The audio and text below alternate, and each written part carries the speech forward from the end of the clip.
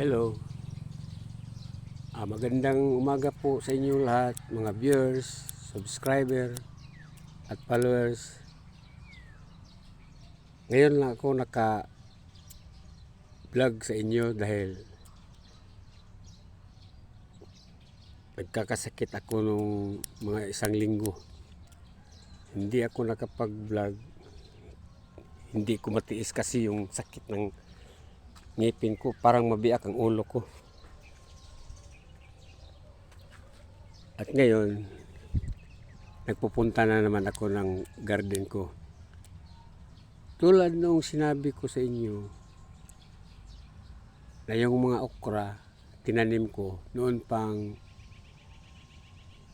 May 4. At ngayon, malalaman nyo kung gaano nakalaki yung okra. Ito, ayan.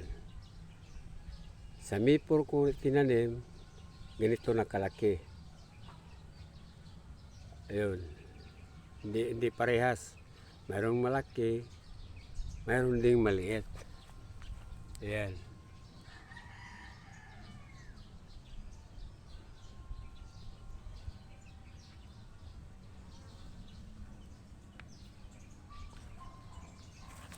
At ito namang sili, kasabay ko ito, itinanim sa okra.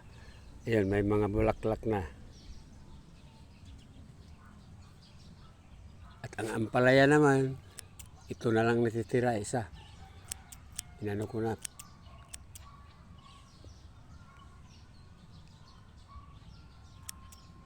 Inalis ko na yung iba, matanda ng ampalaya kasi yun, okra rin yun. Marami itong tinanim kong okra. Dahil sabi ng misis ko, maganda raw ang okra. Paborito niya kasi yung okra eh. Ayun, sili. May bulaklak na. At saka yung okra ko dati, yung sinabi ko sa inyo na iisa lang at maraming bisis na ako nagkagulay. Ayun. Hanggang ngayon nga eh, mayroon na namang bunga.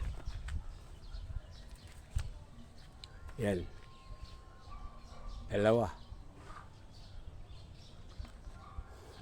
Kukunin ko ito ngayon. Kasi sabi ng misis ko, kukunin mo na para hindi matigas kainin.